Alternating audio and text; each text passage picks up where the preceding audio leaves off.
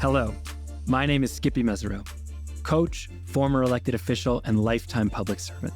Welcome to Healing Our Politics, the show that shows you, the heart-centered public servant and political leader, how to heal our politics by starting with the human in the mirror. It is my job to sit down or stand up with the best experts in all areas of human development, thought leaders, coaches, therapists, authors, scientists, and more, to take the best of what they have learned and translate it specifically for the public service experience, providing you actionable, practical, tactical tools that you can test out today in your life and with your teams. I will also talk to leaders across the globe with a self-care practice, getting to know them at a deeply human and personal level so that you can learn from their challenges and journey. Warning, this is a post-partisan space. Yes, I have a bias. You have a bias. We all have a bias. Everybody gets a bias. And I will be stripping out all of the unconscious cues of bias from this space. No politics, partisanship, or policy here, because well-being belongs to all of us, and we will all be better served if every human in leadership, regardless of party, ideology, race, or geography, are happier, healthier, and more connected. This show is about resourcing you, the human doing leadership, and trusting you to make up your own damn mind about what to do with it and what's best for your community. So, as always, with love, here we go. In this episode, I sit down with the best human I know, my better half and my partner in life and love, Jamie Butemeyer. We discuss the intersection of authenticity, leadership, emotional intelligence, and success. We delve deeply into Jamie's background growing up in Lawton, Oklahoma, the childhood patterns, the unconscious programming she picked up as a little one that both empowered and held her back later in life. Jamie shares where her insecurities and limiting beliefs held her back from becoming the Broadway star in New York that she wanted to be, but ultimately planted the seeds of her future success. She shares how embracing emotions, owning her fear, and cultivating emotional mastery skills freed her to become the world-class coach and leader of leaders that I get to see and experience every day, all essential skills for leaders like you in high-stakes environments. We dive into practical practices like nonviolent communication, somatic awareness, the power of community to foster healing and connection.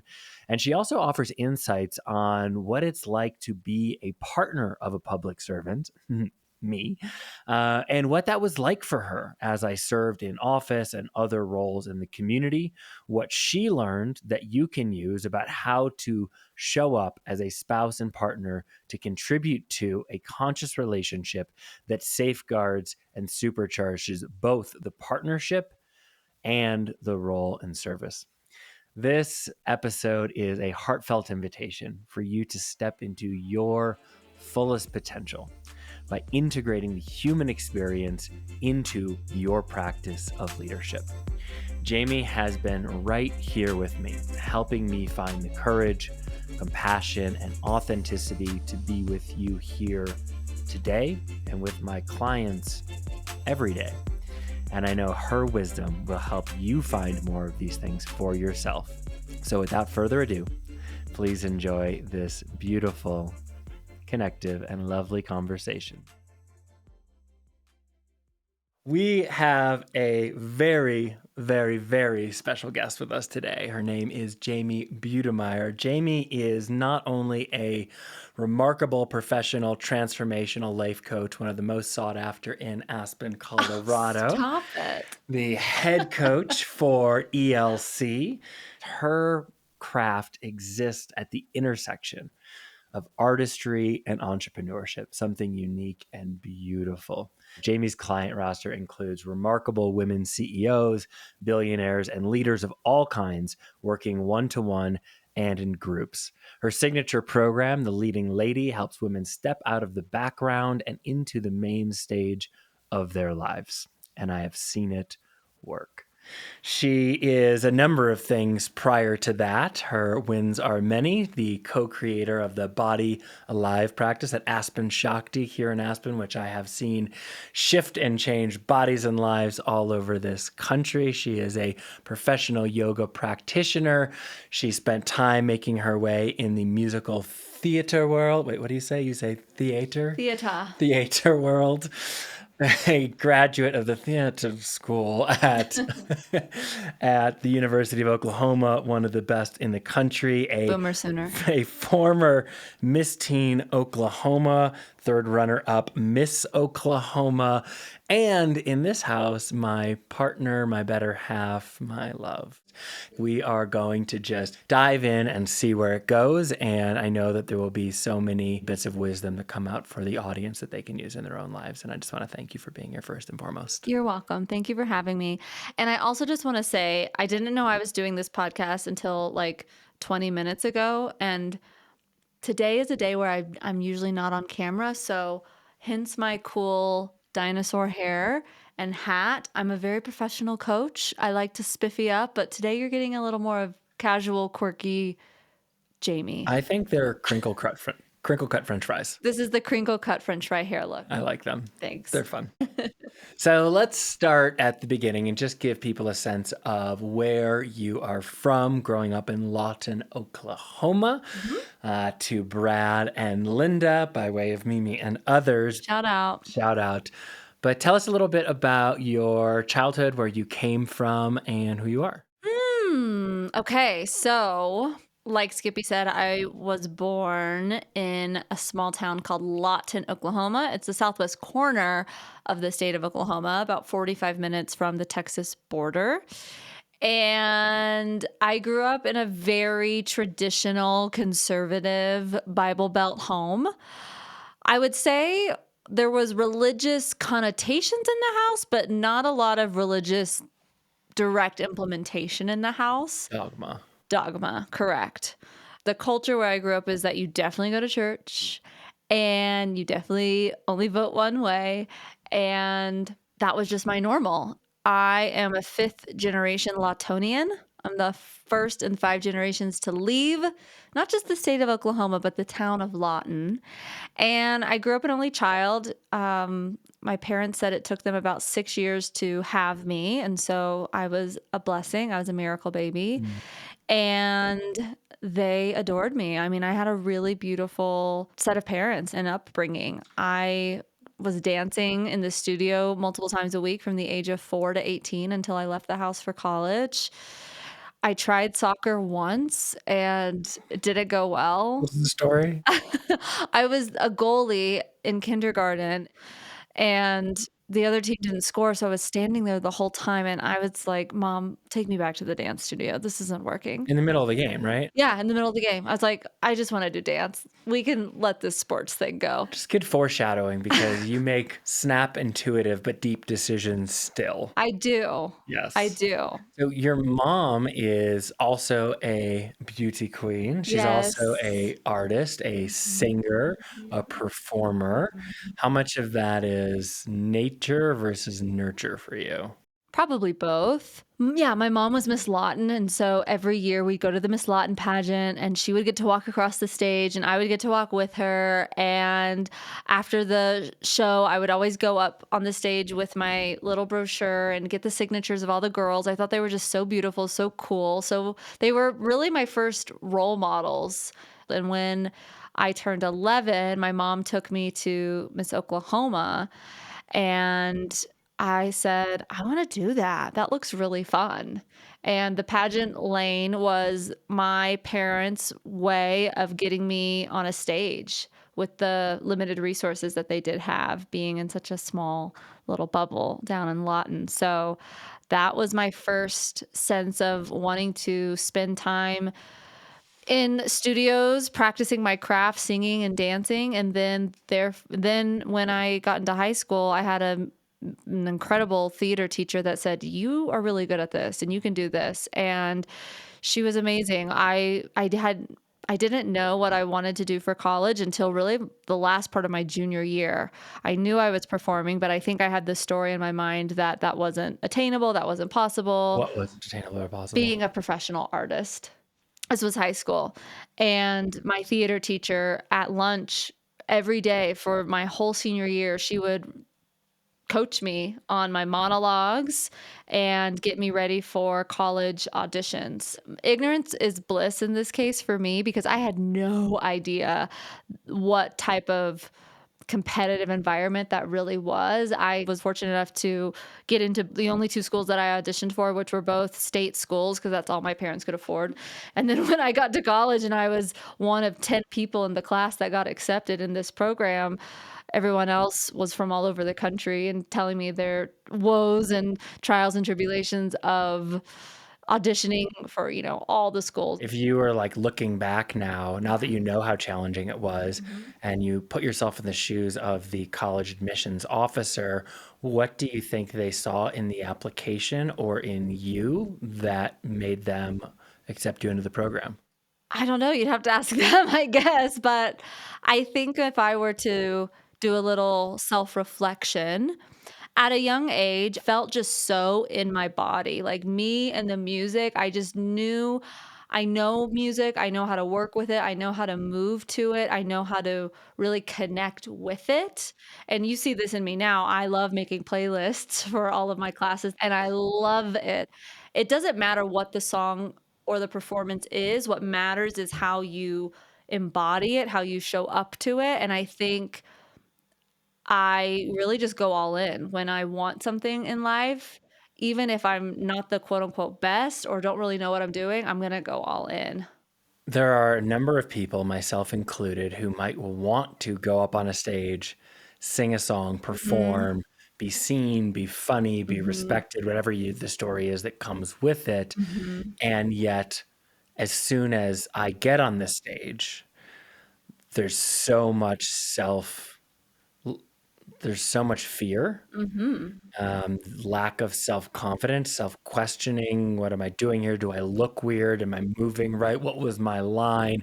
And I just would get so in my head that I wouldn't be able to do the thing that I want to do. mhm. Did you have any of that going on back then? Well, sure. For sure, for sure. And growing up, what my teachers always used to say was fake it till you make it. And now as a coach in the personal development space, I cringe at that saying because my whole life's mission is to help myself and other people become so authentically themselves and operate from their most authentic, worthy, whole selves all the times. But back then in the day, again, ignorance was bliss, I didn't know better, so I remember there were a couple of local preliminary pageants to get to the state level when I was a teenager that I just didn't wanna do it. I was a teenager, on the weekends, I wanted to be going to the football games, not, like, performing and entertaining, and, yeah, I was going to compete in these preliminary pageants to go and pursue, the state titles where I just didn't want to do it, and thankfully, I had parents that kind of pushed me and forced me. I don't know. I go back and forth between there's times where I think parents have to parent their kid and there's times where they are there to coach their kid. And in this moment, I think my mom was a little bit of both. And she was like, you are going to do this. We committed to this. I paid the admission fee. We've, done all this time in getting you ready for this and now you don't want it. And when I think about it, I was scared. Like it's such an interesting thing as a performer and as a human. I at a core deep level, we all just want to be seen and heard for exactly who and what we are. However, we all have developed these different personas or masks, aka personalities that really block us from creating that authentic connection that we all deeply deeply desire. And as a performer, the belief structure that I started taking on as a little kid was, "Oh, I am only worthy and loved in the world if I'm performing." So there was this ability to like, quote unquote, turn it on and like become the persona of Jamie on stage, the You were amazing getting performer. affirmation for that behavior, and so that Exactly. behavior built. Exactly, exactly. And so there's pros and cons to that fake it till you make it thing. I think sometimes when we have a goal in life, there's moments where we don't wanna do it. We just don't, and that's okay. We get fear, we get we get doubt, we start procrastinating, and all of that really, in my belief, is an ego mechanism. It's trying to protect us from feeling vulnerable or being rejected by the said audience that you're speaking to, maybe a sense of failure, right? It's like maybe when I was those moments where I didn't want to compete, there was really a deeper fear going on of, well, what if I go out there and I give it my all and I don't win, right? And at a young age, I really started correlating, and a lot of people do, I think, regardless of if they're entertainers or performers or athletes or not, that they start to create this misunderstanding inside their psyche that they can only be loved and accepted if they achieve, if they win, if they perform a certain way. So, what actually transpired when that happened? Which is to say, in this pursuit, Mhm. in this pageant world, you had a lot of wins. Tell us a little bit about and how that felt. But then ultimately, at some point, there's a quote unquote loss. You don't end up Miss America. Yeah. You don't end up Miss Oklahoma, although very Mhm. close. So, Mhm. what actually happens when that maybe worst fear is realized? Well, for me personally, I had 1 year left in the system because you can at that time, after 24 years old, you aged out, you could no longer compete. I was 23 and I had 1 more year to go. And I think it was a little bit of both for me. I think deep down I was ready to retire.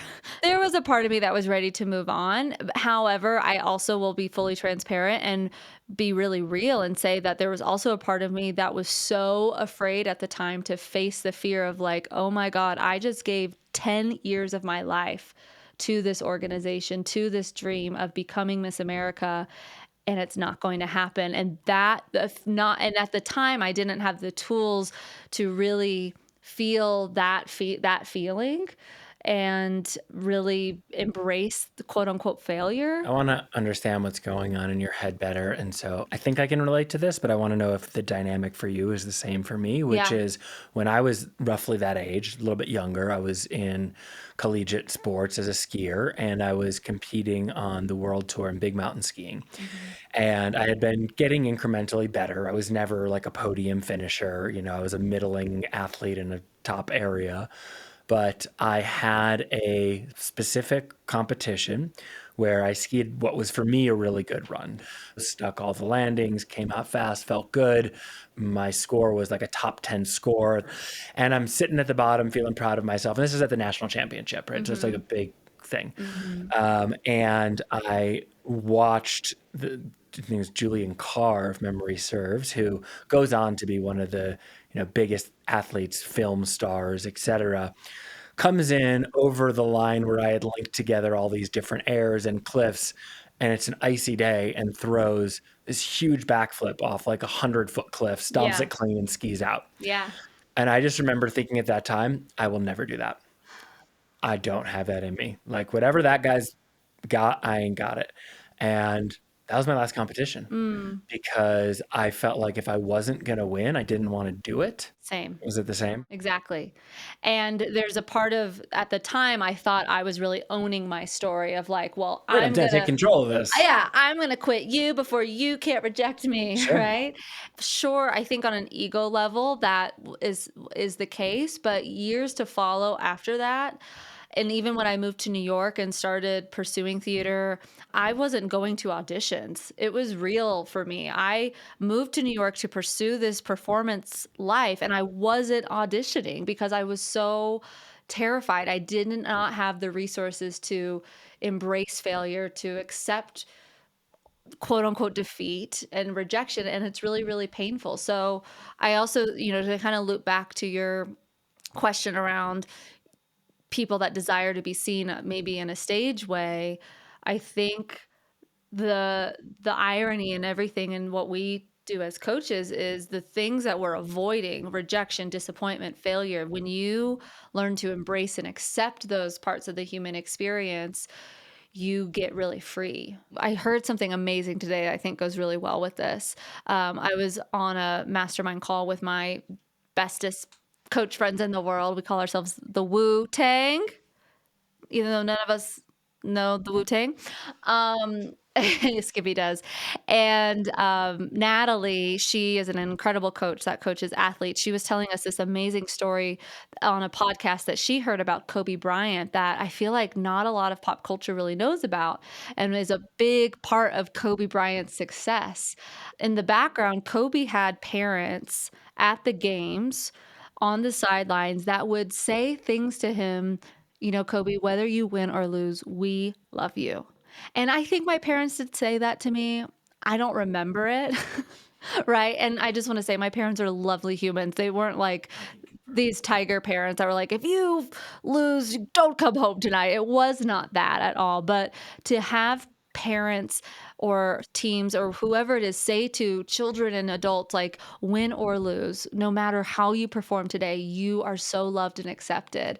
Right. And then at that moment, like Kobe's like, well, game on. Like I can just play and be present and enjoy the process. I'm not having to play to prove or play to win or play to not disappoint people. I can play knowing that I have this unconditional love and acceptance underneath me, really supporting me. I think that's just so incredible. And if more people had that within themselves and surrounded themselves with community members and family and friends that really said that, I feel like we would all be really embodying our fullest potential in our human experience, and especially as leaders.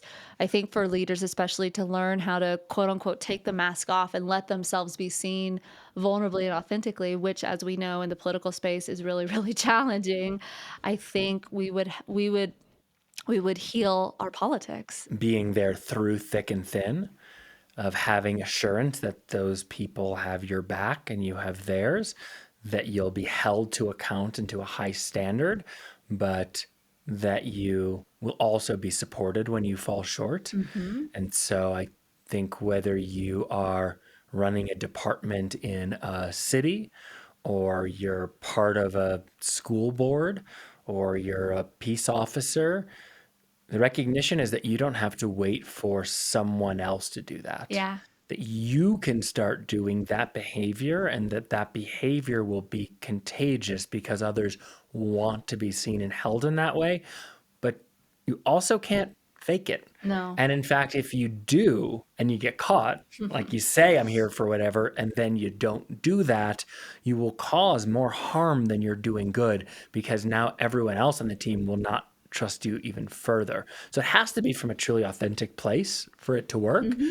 Um, but I want to go back to this being too afraid to audition for fear of failure, Mm. because I imagine that there are a number of listeners out there who really want to apply for um, a new position, Or run for an elected or run office. for Yeah. an office, Mhm. or take the next step in their career, or publicly advocate for a new policy, and are like you were, in my words, you tell me if this is wrong, but we're sort of paralyzed in action by fear. Totally. So could you share what that felt like for you at the time and how it presented? Are you like doing the work and sketching out your schedule? I'm going to go here to here to here, and then just ghosting them, not showing up? Are you not even putting the application in? Like, what are you physically doing? All of the above, all of the above. And this was something I observed happening unconsciously and unconsciously with a lot of aspiring performers and actors moving to the city to make it. And so first off, coming out of college, I had no money. So first things first, I got to get a job to pay the bills. And the job, I also have to maneuver those hours. It has to be a flexible enough job. So I am making time to actually go to the auditions to try to get work in the actual field and industry that I want to get work in. And I would go to the auditions, but I wasn't really there. I would get so psyched out, and people are singing, people are putting on their makeup in the mirror, people are, doing these crazy dance moves. And if you are not confident in who you are and really okay with who you are, I mean, for me personally, some people I think become a tiger and they go into that fight, like, I'm going to prove you energy, or they shrink into like a turtle. And I definitely shrunk into a turtle shell. And from the time you got to the venue to audition until you auditioned, it could be anywhere from an hour to 6 hours. And then they might get to the end of the day and the producers and directors are tired, so they're like, "Come back tomorrow." You were in a room all day fighting your psyche and your emotions and your nervous system for hours and hours and hours. You missed a whole day of working to pay your bills. It was a tough, tough cycle. And I was just tired at that point. I think after putting my body and being in a similar type of environment for years with pageants, when it was actually time for me to pursue the performance thing, I was really tired and broke. You know what I wonder, just knowing you Yeah, and how you're wired yeah, and how challenged you can be by densely packed, highly human environments. yeah. I wonder how much of your aversion to the interview process or what rehearsal process, Audition. audition process was not the audition in the room itself but was all of the lead up and the room you had to be in and the environment you were subjugated to and required to be in energetically just before you did the important act. Exactly, and that is such a metaphor for life. Everything leading up to the actual moment that you were on stage, everything happening behind the scenes, everything that you are doing in your life that is not the actual quote unquote performance or the leadership position, all of that really, really matters. I didn't have the nervous system regulation tools that I have now. I did not have any sort of mindset, mental mastery, ways that I could really keep myself present and in my body in those spaces of waiting for hours and hours and hours. I would psych myself out. And it really hurts to know that you are a gifted and talented performer or that you are a gifted and talented leader, but you just can't get out of your own way. And at the time I could not get out of my own way. I'm going to ask you to close your eyes for a second. Oh, And I want you to bring into your energetic space like the most empowered, the most aligned, the most knowledgeable version of professional badass woman warrior Coach Jamie. And I want you to just feel her in your presence. And then as you tap into her, I want you to imagine she's floating up above your physical form, looking down at you sitting in this room. And then she lifts her gaze, and out in the distance, she sees 10 ish years ago, Jamie, kind of small in her turtle shell, just perseverating over if she's going to go to an interview or not.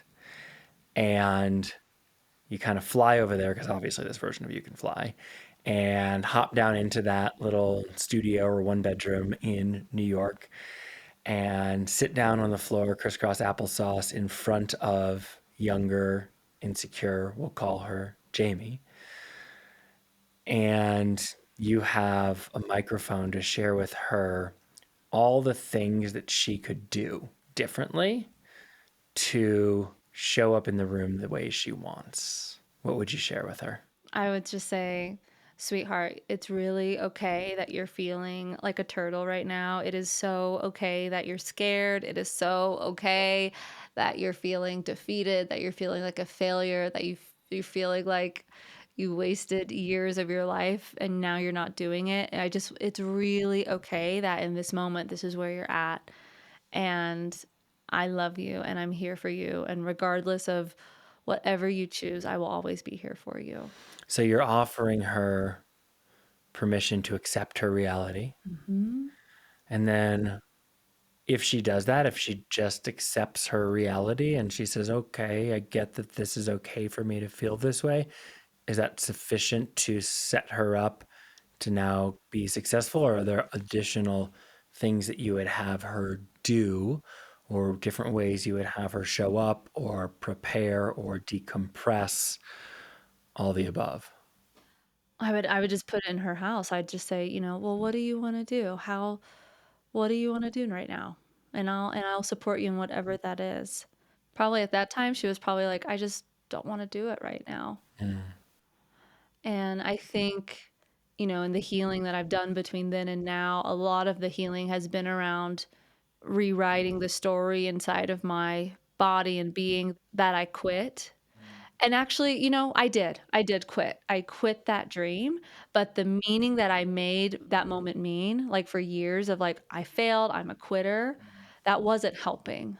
And so creating a new narrative around what that meant and just being at peace and accepting what happened, that, okay, I did quit, but I don't have to make that mean anything about me, because when we as we know now in the coaching world, like, what if we label ourselves a quitter, a failure, it our we get hooked in that story and narrative, and then we won't go pursue other things because we're afraid to repeat the same experience from the past. Yeah, once you identify with the label, then you will unconsciously project that outcome, which you claim to not want, into the future. Mhm. And in doing so, you will have repeatable evidence Mhm. of that, which will Mhm. deepen the belief Yeah. over time, and it becomes a self-fulfilling prophecy. And so, what I'm hearing you say is that the first step to shifting that energy is acceptance. Mhm. Well, I guess the first step is awareness. This is going Mhm. on for me. Mhm. Then there's acceptance Mhm. of it. Mhm. From that place, the energy is freed up to do something differently with it. Mhm. So then let's move to that, Mhm. which is, let's assume you didn't want to give up, but you wanted to continue. You wanted to get a role on Broadway. What what actions would you take differently, knowing what you know now? Well, I would have hired a coach if I could have afforded it back then, definitely. I think I really isolated myself in that experience, and science is showing more and more and more that so much healing and personal development happens when we surround ourselves with like-minded people. I think I would have found a support system Mm, back in the day. And, knowing what I know about the nervous system now, I would have really learned to feel the feeling I was avoiding feeling. Because a lot of the times, again, going to the stage metaphor, we don't, quote unquote, put ourselves out there or get on stage to, let ourselves be seen or share a message with a community or whoever you're speaking with, because we're afraid to feel something. So we think if we avoid it, we don't have to feel it. But that is not a long-term strategy to really living a big life. The people that I know and see, and I'm blessed to be able to coach in this life, when they become free of the feeling of the thing that they're avoiding, they go do it because they've created safety inside their body to feel that sense of disappointment. I was on a call again with a friend today who is doing amazing work in her business, and she has some really elite people in her world. And she said, she's like, I'm feeling like I got to show up. I feel like I'm going to let them down, that I'm not going to be able to hold amazing space for them in the way that I want to. And so she'd processed in her own way, like, okay, let me just feel that part inside of me right now that doesn't feel good enough. Let me feel that fear of, like, okay, what if I let these people down? And it's counterintuitive because a lot of us weren't taught to feel anything other than joy and ecstasy and happiness and all these higher emotions on the emotional rating scale, right? But ironically, when you embrace disappointment, when you embrace not enoughness, when you embrace failure, when you embrace rejection, that is the ultimate freedom, because you're not manipulating life, like I like to say, to be different than what it is, so you don't feel a feeling. So I get curious, the Jamie that I met and Mhm. got to know Mhm. early on impressed the hell out of Thanks, me babe. by her. Confidence. Yes, yes, but Yeah. very specifically in your confidence and willingness to invest in yourself and take what I would have personally considered very outsized financial risks to do it. For instance, when you were first taking your master certification and coaching program, you invested, I think, in the second year, somewhere approximately 80% of your income Mhm. upfront. Mhm. So 80% of what I will make this year, mind you, this isn't coming out of savings. Like, there's Mhm. nothing in that. Yeah. I'm just throwing it on a credit card, and that's gonna work. Yeah. And those were decisions that, like, really, I was like, wow, like, that's She believes in amazing. herself. And I wouldn't have done. So how did you shift from too scared to go to an audition to 80% of my income on a credit card won't be an issue. Yeah. There's a lot in there, my love. There's a lot of steps. I think probably after that chapter of my life closed, of closing down the I'm going to pursue performing in Broadway chapter, and I was in the space of exploration of like, okay, well then what is next? I think, well, I know I made a commitment to myself at that time, and I didn't know how or when, but I just knew that I was never going to take myself out of the game of a big dream that I have again. Like, because that felt really terrible doing that the first time. And I didn't know how I was going to not do that again. But I think I just made an internal vow to myself at that time of like, I am not going to let my mind really and my lack of emotional intelligence to take me out of the game of life. And I wasn't looking for coaching. I was not looking for coaching. I knew I had the ability to perform in front of people. I knew I had the ability to hold space for people, and I knew I loved the healing arts. And so that's when I started the yoga journey. It's a skill that I have that I can do in my sleep now. It's just so in me. I love it. And When you first started, did you have yeah. any of that same performance anxiety? Can you recall? I don't think I did because I moved to Aspen. I moved to Aspen, Colorado. I didn't know a soul. And I had this just I have nothing to lose mentality. I don't know anybody. I'm the new girl in town. I'm going to get my yoga certification and I'm going to start teaching classes. And my skills and gifts of performing really translated there. However, in a more intimate, environment like a yoga class versus, a big stage with lights, people really see you. So I couldn't come into, I mean, I could have, but it would have been inauthentic to come into a small, intimate yoga studio in Aspen, Colorado and be like, here I am, welcome to class, right? It's just super gimmicking. Like I really had to, and that's the beauty of the healing arts and yoga and spiritual psychology and all of these modalities of really learning to understand who the f you are. You're really required to die. Hmm. You're really required to shed a lot of skins because people can feel that in a room. And I still say that to this day. No matter what, I don't care if you're if you have like the craziest sequence of a yoga class, or if you have the most accolades, if I'm like going to some sort of event and there's speakers there and the speakers have all the accolades, like all that really doesn't matter. What matters is the energy that you bring into a room and how you hold a room.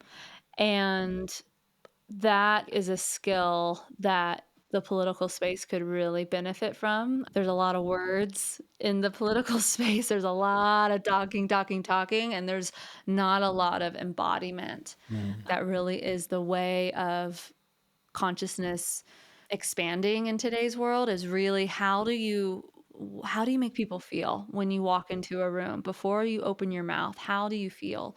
So yeah, when I went from big stage energy to a small yoga room, it required a different part of me to show up in the space, Hmm. and it was a part that I really liked and a part that I didn't know existed, because up until my yoga journey for years, remember, I was this little girl who was buying into the misunderstanding that she had to perform a certain way in order to be loved. And then I was in these yoga rooms with students. They just want Jamie. They didn't want me to perform. Although it doesn't hurt when you sing in Shavasana. Yes, I still am asked to sing in Shavasana a I lot. love it. Yeah, thanks, honey. And I love that. I love that now I'm in this place where all of me, and coaching has done that for me. It's really allowed all parts of me to be seen. And I love that I have the ability to kind of titrate between the different archetypes of Jamie. When I'm holding a client in a one-on-one intimate space versus when I'm leading a retreat. And yeah, the performer comes on, and I love that that's still there. I know with all this personal development work and healing journey I've been on, now the performer, she's real. She's not faking it till she makes it Yeah. anymore. Yeah. So now you're here and you're a coach. Hmm. What does it mean to you to be a coach? Hmm. My job as a coach is to embody the presence of unconditional love. Mm, A lot of us, if not all of us, didn't really get that presence of mm, unconditional love. So I'm not there to be my clients' parents, but in a way, I really am. Even before my mouth opens in a call, I close my eyes, I say a prayer, and I just say, let me be the presence of love for this person, however that shows up. So in a way, I kind of am like being the parent that they didn't get. I'm not, treating them like a child, but I'm really trying to embody the presence of unconditional love. That is my job as a coach. Just being in the presence of love, whether someone realizes it or not, or whether they have this language that you and I are speaking right now or not, it's felt. mhm, And when you feel love, unconditional love, you feel safe. mm, And when you feel safe, your nervous system relax, your parasympathetic goes on, and you start to receive better guidance and insights from your own inner wisdom. mm. So, to wrap that up, my job as a coach is to be the presence of unconditional love so my clients can have access to their own innate, unique, individual wisdom. So I'm hearing that you are creating an energetic container that allows the client to release from the fight or flight place that Mhm, they inhabit more than they want, which mhm, presents as anxiety, stress, overwhelm, mhm. fear, indecision, and allows them to tap into a more base essence, unpatterned version of themselves. And then from within that container, you are leading them through various tools, awarenesses, practices, conversations. So they can do that for themselves without me there. What would some of those things that you would do in a container look like? So many things. So a lot of us get lost in our stories. There was a coach once that said it. I can't remember his name right now, so I can't give credit where credit is due, but he would coach people live in front of big audiences, and the person he was coaching would just go on and on and on and on and on about the problem that they're having, and he would so masterfully, like, interrupt them and say, "I don't need your context right now, I just need your content." Mm, So, one of the ways that helps, I think, all of us really heal and up level is having somebody lovingly call us out when we are stuck in our patterns that mm, are holding us back. And a pattern that a lot of us have is we loop. We loop, we loop, we loop on problems mm, versus being able to stop ourselves in our track and really go to the root of where that looping is coming from. mm, So I think one way of really supporting someone is helping them identify what current pattern or belief system or way of being do they perceive as holding them back from getting the thing that they want.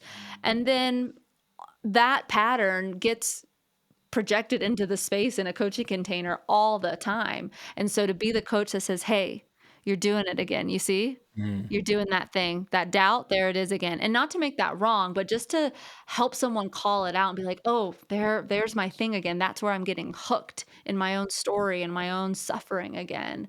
That's really, really powerful for people. Another big area of coaching that I really thrive in and feel really is helpful and I feel confident in serving people is emotional mastery in, as we like to say, expanding their capacity to hold for all the feelings. Like I was mm, saying earlier, our emotions have a frequency. Every single emotion has a different frequency. And a lot of the times we only want to feel the higher vibrational frequency emotions because they feel good and they're awesome. Gratitude, love, joy, ecstasy, happiness, all of that is great. However, there's a beautiful library of so many other emotions, and a lot of humans are afraid to feel maybe some of those quote unquote lower emotions because they're afraid they're going to get sucked in it or it's not going to feel good.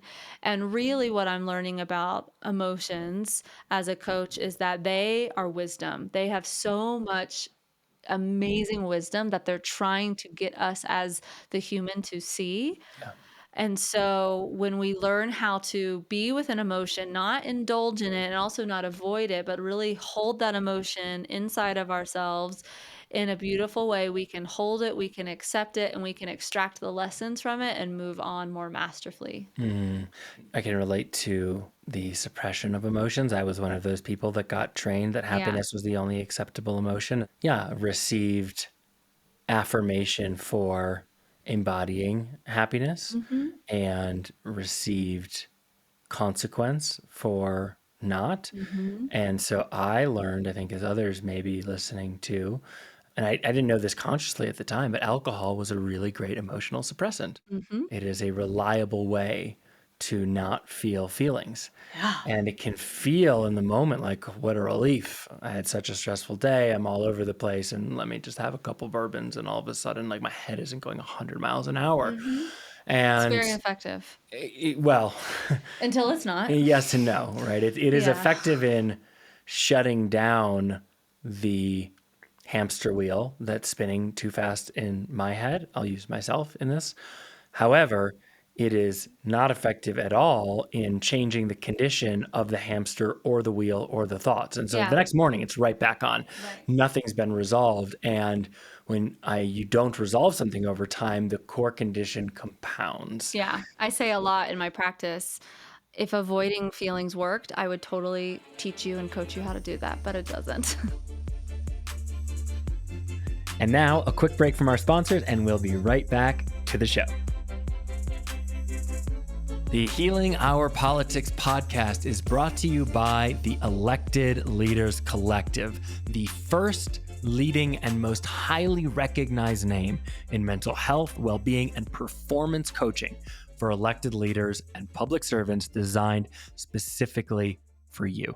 Now, don't be fooled by the name. The Elected Leaders Collective is not just for elected leaders, it is for all public servants, staffers, volunteers, government, nonprofit, whole organizations.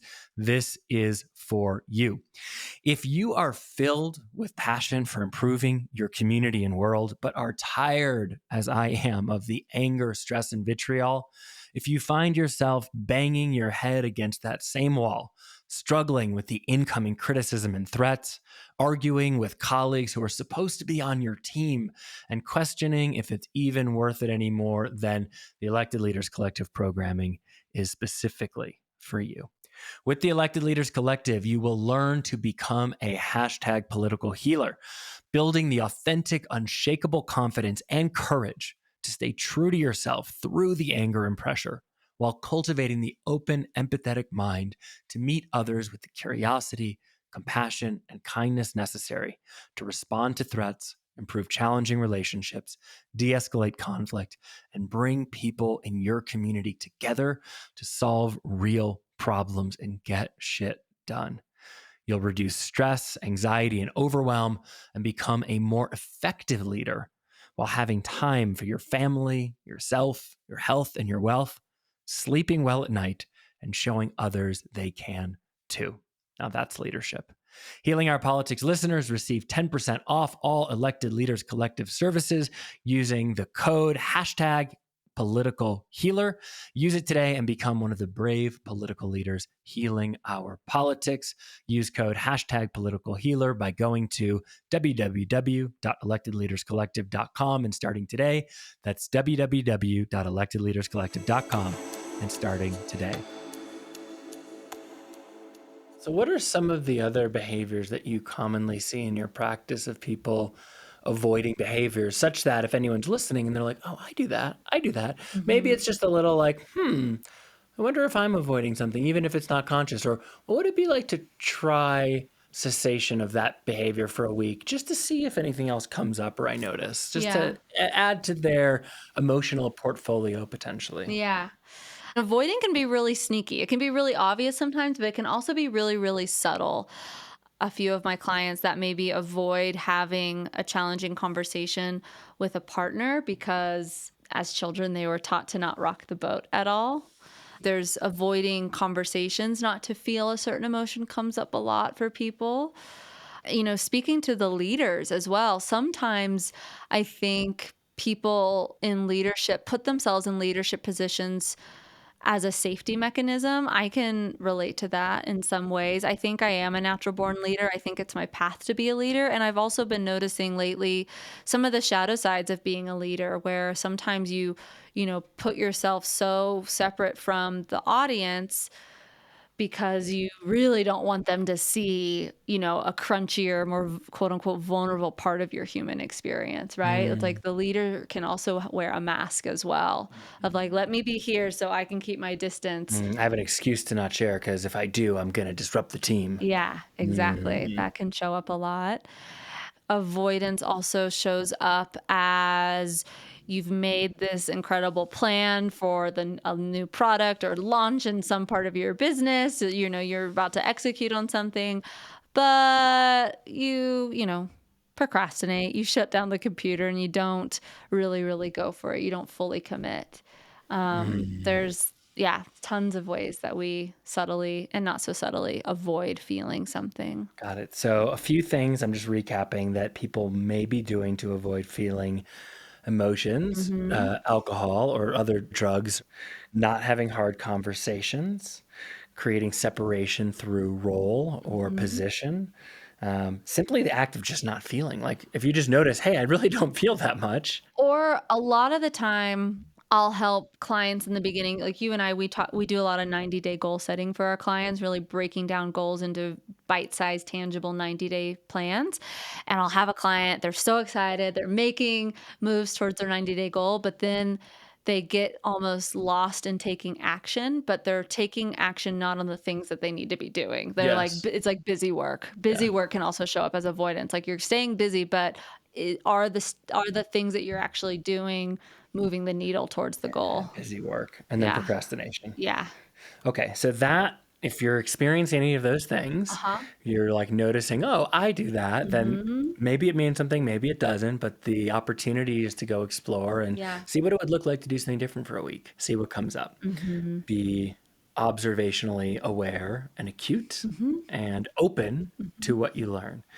Now, that's one side of the emotional bell curve. Mhm. The other side, this is kind of more my domain, the avoidance Yeah. side. Yeah. The other side is the indulgent side, Yeah. which is more your domain. Correct. So, can you describe what emotional indulgence is, what it might look like, and why you would want to pull yourself out of it, and then how? I have to be careful to not get consumed or overindulgent in the emotion. I think indulgers of the world, I'll just speak for myself, is like if I just let myself like feel this feeling so deeply, so indulgently, if I really just let myself go there, then maybe I'll like get a release on the other side of it, or B, I'll like take myself such a, deep dark place that I have an excuse to like hide a little Mm-hmm. bit.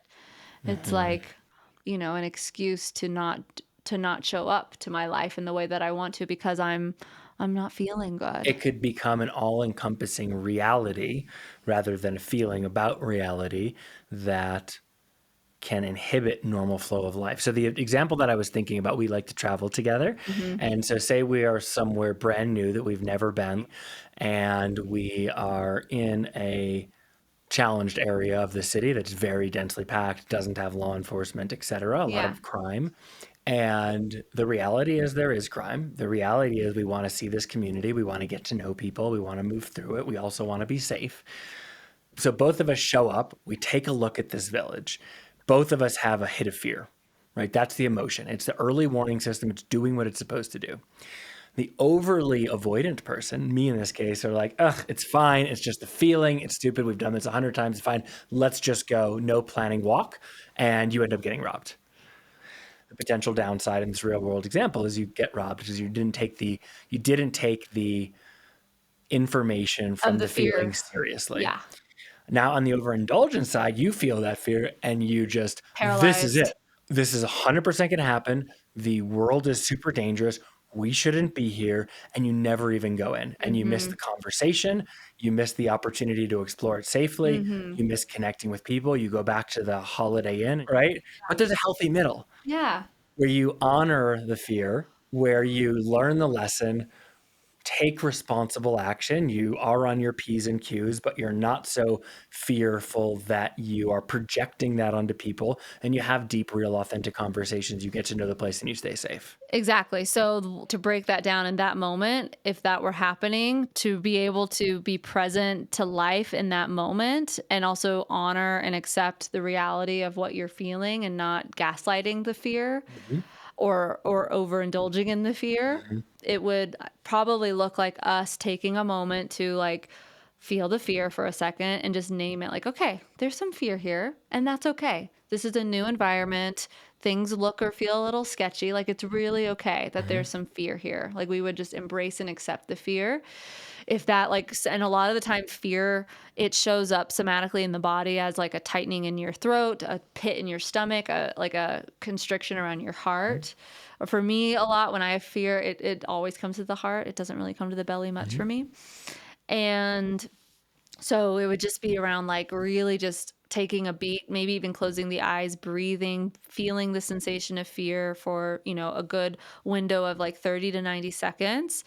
And after we like give presence to that fear, it starts to subside because all of our emotions, whatever it is, fear or anything else, it's just wanting to be met by us. So when we meet it, like a little kid asking for help, the cortisol goes down, the fight or flight starts to go away, and we can move into a place of rest and relaxation. We're co-regulating with ourselves and we're co-regulating with each other because we're telling each other as a couple or as a team, if this shows up in the professional space, like, hey, what you're feeling is okay. You're safe. I'm here with you. It's all good. and then when you're out of that immediate autonomic response and you have a workable higher cognition brain back, then you can ask the question of like, okay, well, What what now? actions can I take Not from the to fear, but from a grounded that's place. right. You Yeah. to improve my chances of both seeing this place that I want to see And being and safe. being safe. And Yeah. so that would look like I always say, a handful of small things can reduce your chance of crime in this scenario by 99%, Yeah. right? First thing is Walk with walk with confidence. We purpose always talk about. and a Yep. smile Yeah. because Make you eye want people to know contact you're with friendly, people. but you don't want to be a mark. You don't want to be clear and you want it to be obvious you have somewhere to go. You know what you're doing and where you are. And nervous system regulation hack, making eye contact with people, you start to co-regulate. It's just a signal of safety of like, hey, I see you. Yeah, I'm here. I'm doing something. I'm friendly. So make eye Mm, contact, my leaders, with your, constituents and with the yelling citizen at you. and you want to know where you're going so that you don't get lost in a eddy where you now are backed in and you don't have any place to go. Yep. You would want to walk with or have access to a local so that you have the ability to communicate if you don't speak the language. Mhm. And you probably would want to have something both for defense and Mhm. as a gift, Mhm. right? So that you can extend to someone. So, with some very small examples in the situation, you can mitigate your downside risk by a huge amount and proceed into the world, right? Yes, and to make this even more practical for people, and I'm just even thinking like knowing what I know now, if and when I was in that audition room and fear was coming up, the fear of not being good enough, the fear of being rejected, whatever it is, in that moment, I would embrace it. I would be like, okay, like there's a chance, honey, that you're not going to get this role. Mhm. There's a chance that they're not going to like you. And that is okay because I'm here with you now. You're safe with me. And at the end of the day, of course, on the ego level, we want other people to see us. We want people to see our magic, see our gifts. But if we can't see it for ourselves, we're not going to be able to really let people see it as well. So, same with leaders. Like before going into a council meeting or before really speaking, your truth in a crucial conversation with a coworker, like taking that moment and however that fear is presenting for you, if it is fear, maybe it's anger, maybe it's sadness, maybe it's disappointment, like just taking a moment to be like, okay, I'm feeling this. I'm going to let myself feel this. And you'll feel it in your body pass after a while. Like there will be kind of a lightning that happens. And once that does, then like Skippy is saying, you can then ask the question like, okay, now that the fear is gone, what is the most aligned choice for me to make from this place? Not from my fear, but from a sense of centeredness. So I'd like to jump to the next topic, which is very interrelated because most of the things that, not all, but most of the things that raise our fear quotient in leadership actually have to do with conflict. Mhm. I don't want to share something because I'm going to get, screamed at by a colleague. I don't want to share something because I'm going to look stupid in public when it doesn't succeed. I don't want to share something because I'm going to get threats from citizens or I'm going to get flamed on the internet. Um, and so the reaction can either be to scream and shout and fight, which almost never gets you the result you're looking for, Tiger, or to just not say turtle. anything, shut down, question why you're there. Are you spending your time as you should? Are you effective? Are you any good at this? Yeah. And so you talk a lot about nonviolent communication, conscious communication, Mhm. the idea of a carefrontation rather than a confrontation. I want you to talk a bit about how somebody can prepare intentionally for a confrontation or carefrontation. What are some of the steps of preparation and what are some of the best practices that they can use to have a better than not shot of Mhm. improving the discourse and coming to a workable conversation and outcome? I think first and foremost, becoming aware of what your unconscious patterning is. Like, what is your unconscious response that you go to when conflict arises? Do you go into that fight kind of tiger mode? Do you go more into freeze, deer in the headlights? Do you go into fawning where you will over pacify and placate to the other person's needs, or do you Mm. just flee the scenario altogether? I And think. many people will use more than one in different scenarios, right? Sure. But usually we have out of those are the four F's of the nervous system: fight, flight, freeze, or fawn. We usually have one that we go to. And they are all strategies that our biology uses to try to keep us safe. If I fight with this person, I can get on top of them before they get on top of me. If I flee the situation, I don't have to face the conflict. I'll be safe. If I freeze, if I don't move, if they don't see me, I'll be safe. If I fawn to them, if I placate and over people please or overly compliment them, then I'll be safe, right? So I think knowing which one is your kind of go-to one is first and foremost where to go, and then heal it at the root. We think the external needs to be different before we get our needs met. It's really, really innocent and we all do it. It's called outsourcing. But when you really learn to go to the root and ask yourself, where in my life did I potentially pick up this nervous system response? Who taught me that this is the way to get safety? Did I have parents that modeled, like, did they fight a lot, and so I just naturally do it because that's all I was shown? Or maybe, you were a child that you had parents fight a lot, and so you would go hide, and your thing is to flee. That's your nervous system response, right? Whatever your colleagues or whoever this person that you're conflict in, whatever they're bringing up inside of you, that is an invitation for you to get the healing and transformation that you need. Mm. It's not about them. It really is not about them, and we always think it is, and that is why, in my opinion, politics is in such a, pardon my French, shit show that it's in, because people are just you, blame, blame, blame, blame, blame. But we need to take this finger that we're pointing at other people and like point it inside and be like, okay, interesting. This is bringing up something inside of me. Let me heal this at the root, figure out what's going on, and then I can approach this situation with this person from a conscious place and not from my unconscious, conditioned, wounded child Yeah. self. There's a lot of kids running the show right now. In a talk that I do at conferences, I will quote the great poet laureate Macklemore from one of his songs, City Down Sleep, which I think the lyric is, if you want to see change, put your ones, as in your finger, your ones in the air, and turn your ones around because change starts right there. Yeah. And it's a recognition that taking radical personal responsibility for everything is the most empowered thing. Not the sexiest thing, but damn, it you get your power back the minute you take responsibility of how you are participating in the dynamic with someone. Even if someone is coming at you and you did nothing, you still are participating in some way, shape, or form. You attracted this person in, not to punish yourself, but this person is coming into your world. If you want to take the conscious route like we're taking here, they have come here, and whatever they are eliciting inside of you, whatever they are triggering inside of you, that is an invitation for you to heal the trigger at the root. Right. And when you say you've attracted them in for that, the way I hear that with a maybe a little bit more of a clinical mind is Mhm. I have a choice. Mhm. I have a choice how I respond to you in this interview. I have a choice how I feel about this piece of art behind us. I have a choice how I respond to an angry public comment or to a colleague that I don't like. I have a choice. And I can either choose to be a victim to that and make it about them, to blame them, and go home. And how that's going to show up for me is I'm going to ruminate. I'm going to be pissed off. I'm going to be turning it over my head. It's going to affect my sleep. It's going to make me short with you. It's going to harm me. Or I can choose to take the empowered position, which is to say, man, I might not like this. I don't agree with this. I don't think this should even happen. But what can I learn from it? What can this show me of what I can shift or change, how I can level or how I can evolve? And even if I don't get the outcome that I want the next time, I will know I've done my level best and I will sleep better, I will love better, and I will lead better. That's right. And I just want to name here that there are people that are victims to terrible things that happen in the world.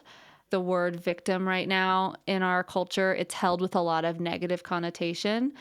And what we're talking about here is not being a victim to the situation at hand. We have power in that choice. And the minute we choose to consciously participate in our evolution and use everything that's happening in service for our growth and really not looking at life as this is happening to me versus this is happening for me. I mean, you can just feel it even just saying that when you're wearing the lens like this is happening to me right now, it's like so defeating. But when you put on the glasses, okay, this kind of sucks right now. This is uncomfortable, but man, this is happening for me right now. What might that be? I recorded another podcast recently with Ashley Grimmel, which may or may not have been out yet, but she talked about how she's been raped twice. There's no part of that experience that was her fault or her doing or her choice or that should have ever happened.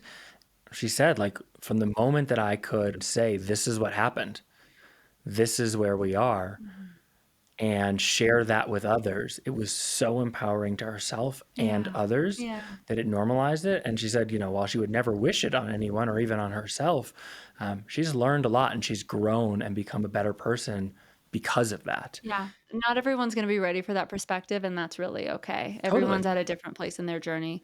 But my point is that to accept something is not to agree with it. Yeah. To accept something is not to think that it should have happened. It's just to recognize that the only thing you have to work with is what is. And so when we say the word victim, victim is not like the act, it's your orientation to it. Yeah. And I'm a big student of Caroline Miss, who is she's been in the personal development game before personal development was a thing. And she talks about that there's 4 primary archetypes or characteristics inside every single human, no matter what their experience is. And one of those core archetypes is that there is a victim. There's an inner victim inside all of us. Yeah, that part lives in all of us. Okay, so you've kind of cleared whatever's going on inside. You've recognized what the source of your trigger is. And so now you are energetically ready to have a confrontation. Yeah. What are some of the best practices? Like, what do I say? How do Yeah. I prepare? Nonviolent communication is an incredible resource. They have a free PDF on their website if you want to check them out. And the framework essentially is coming into a conversation with someone that you're in conflict with, always using ownership language. Because the minute you go, you made me feel this way, you did this, you didn't do that, the other person is going to put their guard up and go into defense mode automatically. But when you say, hey, I felt this way when this went down. This is how this made me feel. When you really just share your authentic experience and you share, I felt really frustrated by what you said. I feel really sad that this is how our dynamic is right now. Whatever the feeling is, really expressing it through ownership language is really, really important and really, really powerful because then you're modeling to other people for them to do the same as well. It's so unconscious in our culture. Like, you made me feel this way. Nobody can make you feel a certain way. They can elicit an emotion that's inside of you, but that's you. They can't make you feel any way without your consent. So really taking ownership language, and then making a loving request, next time when this happens and asking permission. Would you be willing to do this next time Mm. this happens? And that way you start enrolling the other person in coming up with the solution so they feel a part of it versus you are coming at them demanding something of them because nobody likes to be told what to do. So, and to that end, how do you initiate the conversation? I usually, when I have to have a hard conversation with you or with a friend, I feel really uncomfortable and vulnerable, and I just name that. And you see that public speakers, if they're feeling nervous, they just name it. They're like, "Oh, I'm feeling some nerves right now." And I'll say that. I'll say, "I don't have a very eloquent way of saying this right now, and I feel really uncomfortable and I feel really cringy around this right now, but I know it's important for me to talk to you about this for the sake of our relationship." And so I'll just open with that a lot of the time. But you'll also ask me if I'm available. Yeah, because if you're not available, it doesn't matter how amazingly I talk to you. If you're shut down or if you're not in a space to really hear it, it's not going to work. So I just want to just highlight that, which Yeah. is if you want to have a conversation with someone, the first step is Yeah. to open and ask for the conversation, but be willing to hear a no. Yeah. Because if you use ownership language, but you accost somebody in the hallway and start telling them your ownership I language, feel this way. They're going to be like, "I don't care how you I feel." mean, this person's Yeah. crazy. I'm not here for this, and Yeah. bugger off. So set the scene, like set the environment, make it a date, like be conscious about it. Like, "Hey, I got something I want to run by you. It'll take 20 minutes," or it's like this might be a longer conversation. Do you have some time later today or tomorrow, whenever? Yeah. So opening, asking permission, Mhm. preparing so you know what you want to say and you know going in how you've been feeling. That's where you and I are different. I'm really a on the fly kind of girl. Yes, prepare, but also like speak from your heart. Just be vulnerable. Be in your heart when you're talking to someone. And I want to differentiate that. A lot of the time when I say be in your loving or be in your heart with someone, a lot of people think that that means be ooey gooey, be mushy, be soft, but also love can come really direct and fiery sometimes. If someone crosses a boundary with me that does not feel good and they've crossed it multiple times, like I'm going to be loving, but I'm going to be direct. I'm going to be like, "Hey, I asked this and you didn't do it again. Mhm. When you say in What's the up with heart, you that?" mean authentic, true, clear. Yeah. Yes. The reason I'm saying preparation is because if you're even listening to this, you're in some form of fear Mhm. about the conversation. Mhm. And the first thing that goes is our memory. Mhm. And so we have spent all this time thinking about it. But if we don't do preparation for many, not for all, you're going to consciously ask for this conversation. You're going to sit down and you're going to go blank. And don't be afraid to use your notes. Like be an authentic person in that moment. Be like, "You know what? Like this is important to me. This our relationship matters. I've written down some thoughts and it might look silly but I don't care. What's more important to me is that I really speak Yeah, what you can what I own that want. up Own it." front. Yeah, don't hide and be like, "I have to be perfectly rehearsed and Yes. blah blah So blah." whether that system for you is like my brain is just great at this, like Jamie, or you have more need for aids like me, you are wanting to think about ahead of time and prepare to be able to accurately from the heart correctly share how you've been feeling, the behaviors that you've noticed that have led for that, and what your desired changes are.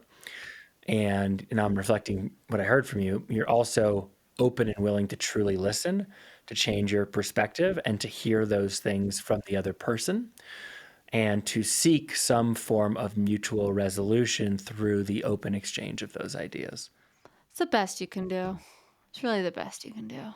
And also to detach from the outcome, like be really invested in the conversation, but recognize that you alone cannot solve this. Mhm. And it may or may not go as you planned or well at all. And that's okay. All you can do is show up the best you can. Let's talk about that for a second. We say it a lot in our work, being highly involved in whatever it is that you're involved in, but lowly attached to the outcome. It's really an incredible way to live, highly engaged with whatever's coming, but lowly attached to the results. And I really think you can actually authentically be unattached if you are holding a presence of unconditional love and safety inside yourself. Because if you don't lose you, then you're good. You're free. Like, I'm going to love myself. I'm going to be okay regardless of what goes down in this conversation. That just gives your whole being permission to be really highly involved and unattached to what happens. Okay, so I want to shift into the experience of being a partner of a public servant. When we started dating, I was on city council, I was in elected office, and you've been along with me in this journey into coaching and supporting others in the public space, but also still being involved through state boards, commissions, nonprofit boards. And I think it would be beneficial for the listener to start to have some sense of what this might actually be like for their spouse, significant other, boyfriend, girlfriend, or otherwise. Can you speak a little bit to what it's like to be the partner of a public servant? Well, I don't have a ton of experience in it since we've had 2 years together in that space, but I guess enough to have some insight. You lived through a campaign. Yeah, I did. And I get really invested. I would tune in to watch the stream of the council meetings to watch you and also to like see where you guys were on the agenda to know if you'd be home in time for dinner or not. Generally not. Generally not. And I think for any couples, if either of you are in places of leadership or just one of you are, I think it's really important to simultaneously learn how to be there for your partner, really support them while also maintaining your autonomy. I think learning the skill of holding both of those roles, like I am my own autonomous individual, but I'm also here for you, I think is really healthy. Because I think if you're too much on one side or the other, if you're like totally separate from the process, it feels just inauthentic. It feels like there's a side of you that I'm not like really embracing. And then if I'm too much in the campaign or too much in what you're doing, I think, and this kind of happens unfortunately a lot for women, they lose their own sense of identity They and mesh. they enmesh. And we ain't here to enmesh. We're here to be two individual, autonomous, whole individual beings that when we engage in our individual mission or our shared mission, it's this experience of both of us supporting one another and raising the bar together. So I shared with you before, I think if you do run again, that I'll probably be a little more involved in the campaign because I think how you do anything is how you do everything. And I think it's really empowering and important and to be really transparent with people that you're asking for a vote for them to see who you really are behind the leadership role. And I think who you do life with, I think that's the most telling thing The about single you. best indicator of your decision making. Yeah. But what was it like? What was it like to have people come up and ask about me, or Hmm. to have somebody complain about a policy to you, or to read a nasty op-ed in the paper, or to have me, not come home from meetings until 11 at night, multiple days a week? At first, I think I got into a lot of inner, like inside defense where I felt like I had to defend you. And I also think you are who you spend the most time with. So naturally, people would put me and you as if our belief structures are identical. And we have a lot of common and same beliefs and values. That's why we're in partnership together. But I think if people don't like you, they start to not like me too. That's kind of a hard pill to swallow because I am a people pleaser. I'm a recovering one. And but then there becomes a point where it's like you're my man. Like I got you. I'm going to support you. And regardless of if you're my man or not, I really believe in your heart and your integrity and I would vote for you even if you weren't my partner, right? So, yeah, it can be challenging to know what's mine, what's yours, what's not any of those things. If we were to do it again, if we Uh-huh. were going to run again, Yeah.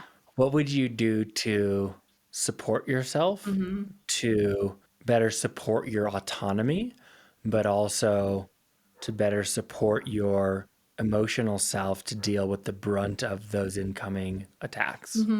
I think you have a pretty healthy approach to the haters and the attacks, which is to not really give it much energy.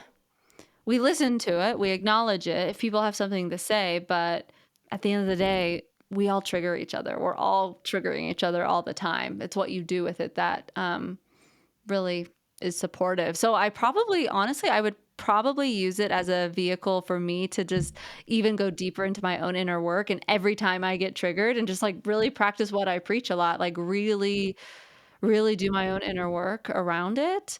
And also, there comes a part in the personal development journey when telling someone to just kind of F off is like really appropriate. Like, that's great. I hear you. You're allowed to have an opinion, but you're not allowed to. You can draw a boundary. Yeah, you're not allowed to be mean to me. Yeah. GTFO. Yeah.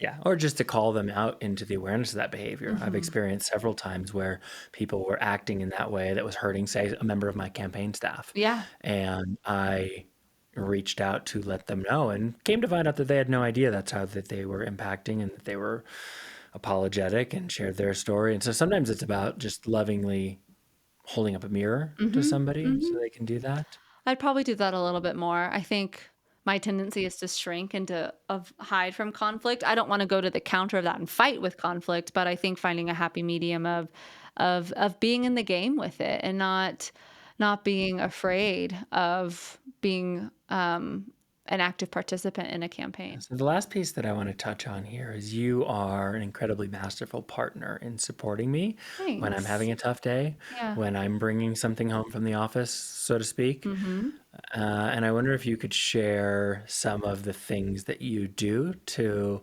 show up in that way. Read the room. Read the room. A lot of the time I have, a list of things that I need from you or I need to run by you or I need your help with after being away from each other for a work day. And I got to check in again, like, is this person available to hear what I'm saying right now? And if you're not, I'm not going to start something that's going to end in you being hangry, right? Most of the time we're just hangry. Most of the time you and I just need food and all of our problems get solved. So reading the room, waiting for the moment to engage. But if it's pressing, like I don't want to just fawn and be like, oh, he's in a bad mood. I'll just, not do this. I'll be like, I'll acknowledge, I'll just be like, hey, I'm noticing you're like tired right now. I'm noticing you're frustrated. I'm noticing you got some energy going on and I'm here for you and I love you. And I still need you to show up to our life right now as well. There's some time pressing issues that I got to get handled right here and now.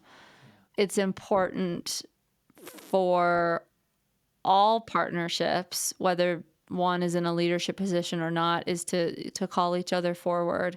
And it's all an art, my love. It's all an art of like being able to feel where you're at, gauge what I think you can or cannot handle, and also honor my needs and honor what I need and what our partnership needs. And treating our partnership like a third entity, I think is really powerful too. It's like there's you, there's me, but then there's our relationship. It's like, what does the relationship need right now?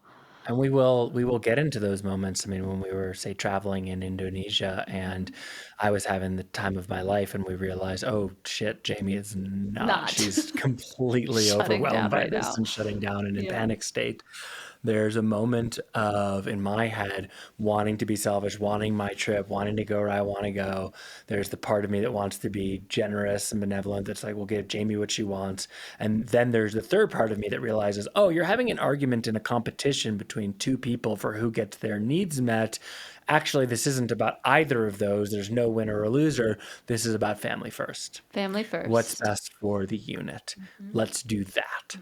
And I think in high stress situations, coming back to that is really beautiful. And ultimately, it is what happens within the home that I think is the greatest grounding and anchor for any potentiality of any public servant. And getting what's right between the walls of the house first is arguably the best thing you can do to set yourself up for success. Yeah. And a lot of challenges we hear of where people's leadership journey isn't going well, it's because of the toll that it's taking on the family, and family takes a back seat. It goes in both directions. Right. So what would happen if you really did put family first and gave as much weight to that as much as your leadership position, and vice versa? They really start to feed and serve one another versus going into this black or white thinking of like, I can only, if I do leadership, then that's going to mean my family life comes at a cost. Or if I put my family first, I can't show up in my leadership position. There is a world where both can coexist beautifully and they can start to feed each other, which is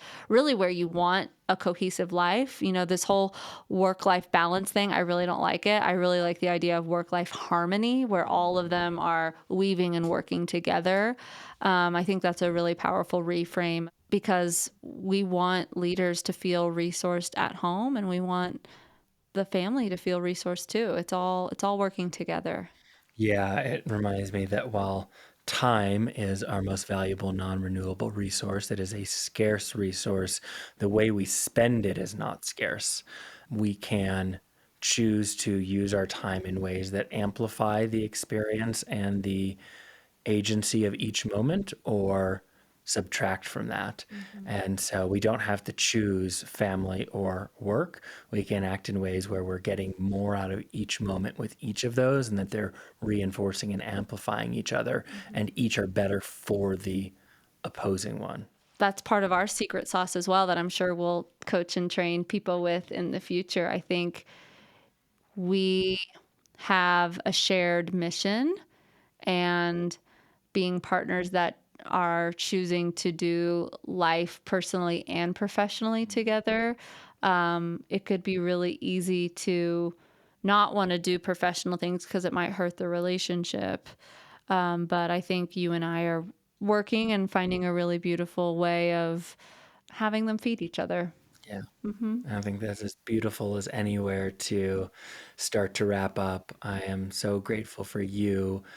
My life would be immeasurably different and worse without you. This podcast wouldn't exist without you, and not just the one that you're on, but having you as a support system in my life really makes all of this possible. And I'm just so grateful to you for that.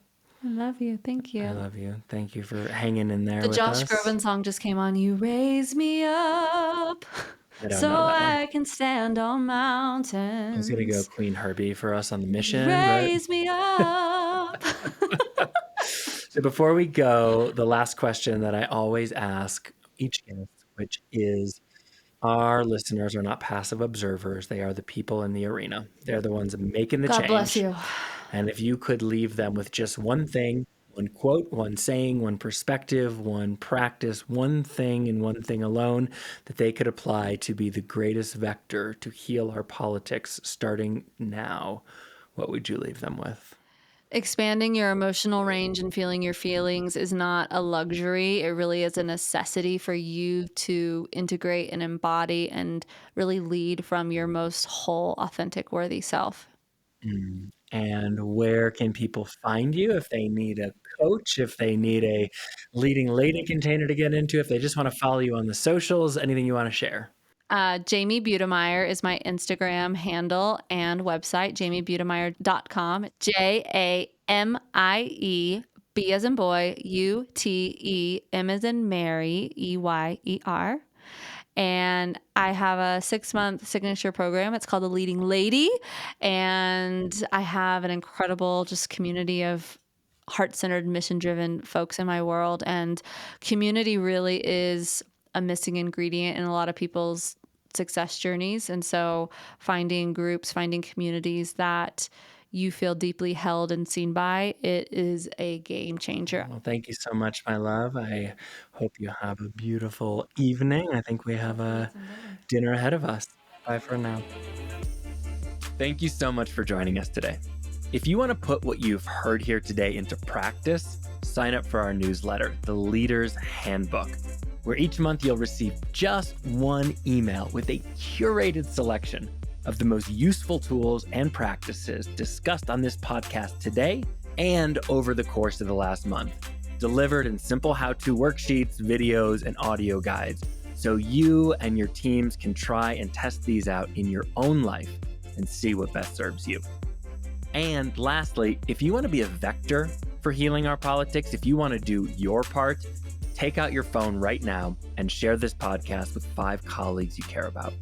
Send a simple text, drop a line, and leave the ball in their court. Because the truth is, the more those around you do their work, the better it will show up in your life, in your community, and in your world. Have a beautiful day.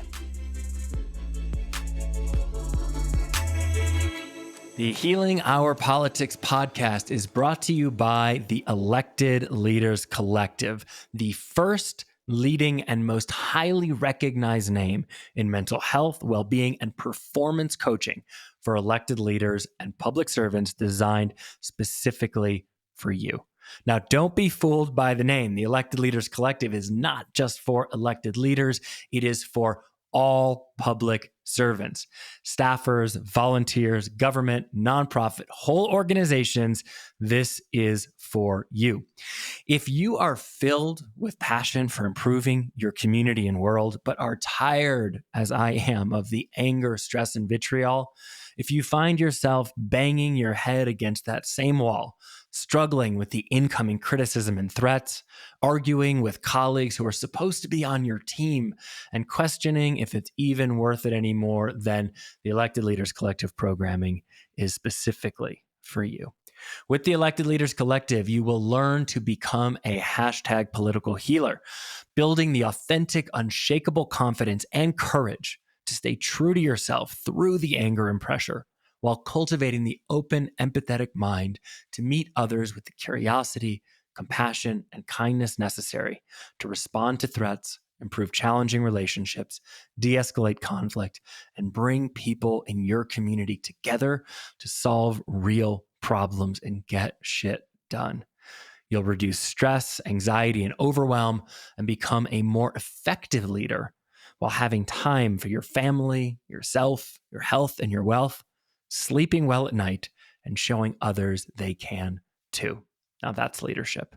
Healing Our Politics listeners receive 10% off all Elected Leaders Collective services using the code hashtag political healer. Use it today and become one of the brave political leaders healing our politics. Use code hashtag political healer by going to www.electedleaderscollective.com and starting today. That's www.electedleaderscollective.com and starting today.